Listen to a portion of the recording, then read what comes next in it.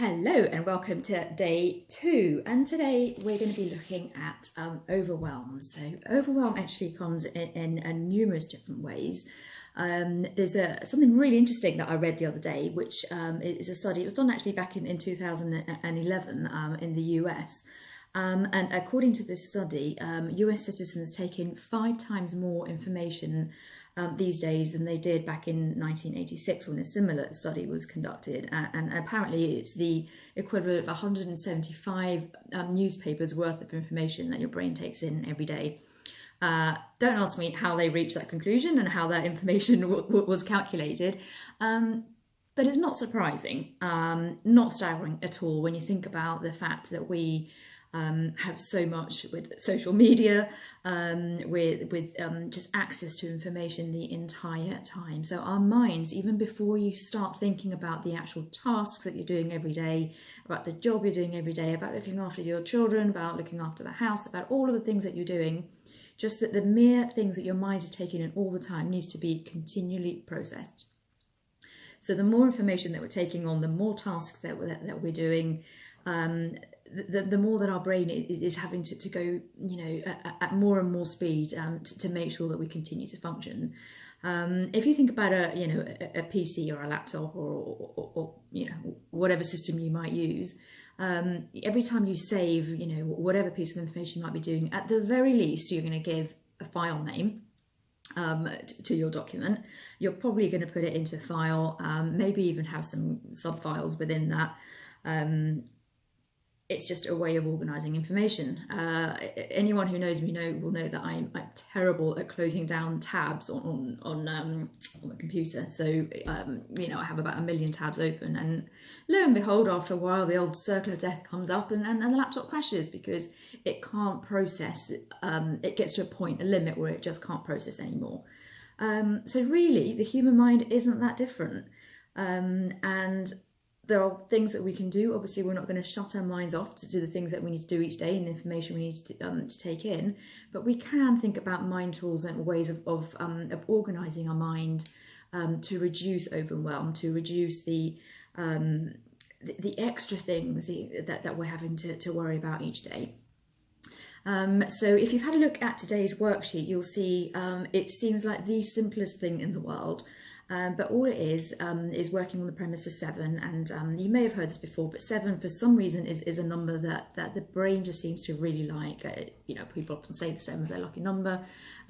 You'll see a lot of 7s thrown around everywhere. It's just a number that seems to work really well with the human mind.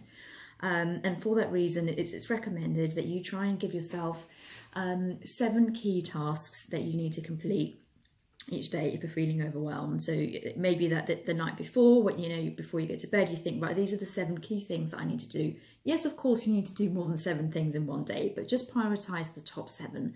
Once you've ticked those off, you can always write another 7 down. But just the mere fact of writing them down, I keep coming back to this, but it's so important, means that it's gone from your mind into kind of down on paper as sort of an action that you're going to complete. And secondly, the act of actually doing it and ticking it off means that you know that when you write something down, you're going to hold yourself to account to completing it, and that in itself is a process that is really useful.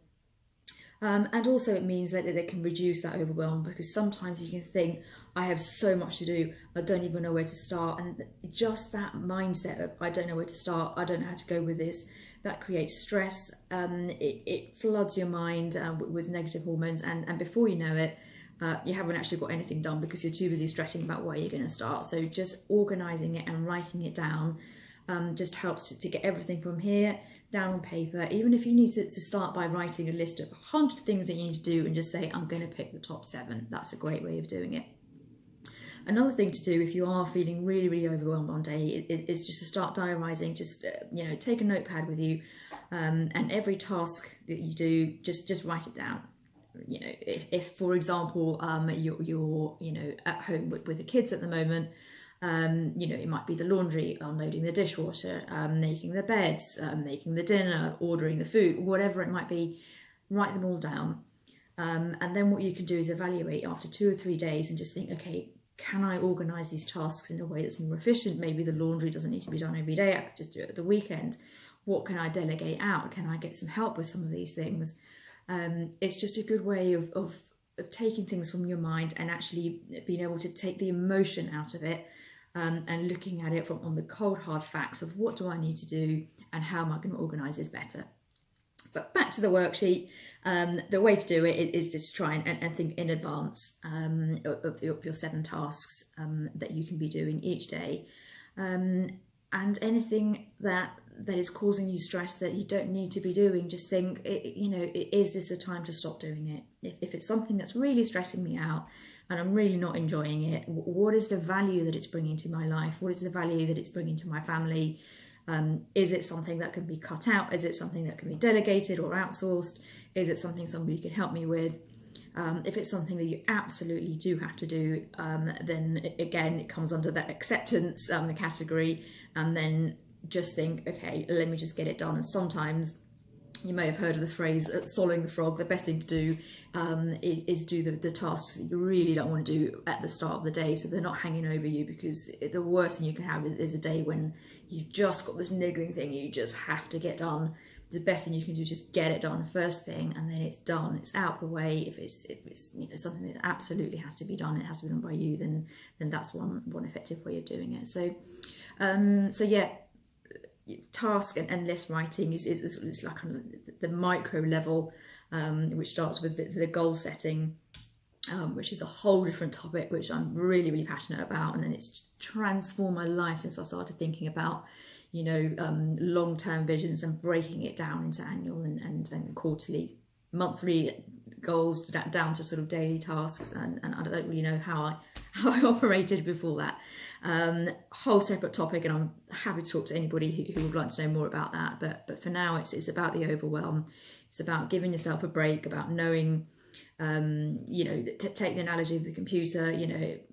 If your computer goes down, the first thing that IT will tell you is to reboot. So think about when you need to reboot, and rebooting in our world is de-stressing. What do you need to do to reboot? So that you can, be in your best mindset with an organised mind, and ready to tackle the challenges and tasks that you have each day. Hopefully you've gained a few little tips from that. Please do comment on the box your thoughts on that. Maybe it'd be great to know what are those tasks that you just wish you could just get rid of. For me, the and I've come up with so many different techniques to try and make this easier, but for me the laundry just seems to be the never-ending thing. When you're trying to sort of run a business and look after a child and get everything in, the laundry just seems to be the never-ending one. So that's one for me that I've tried to think of numerous different ways of trying to make that a little bit easier. But yeah, it'd be great to know day to day, what are the specific things that are perhaps overwhelming you. Yeah, we can get a conversation going about any ideas that I or others have in terms of what could make that a little bit easier. Great, well, thank you for listening today. Have fun with your worksheet, and I look forward to seeing you for video number 2 tomorrow. Bye.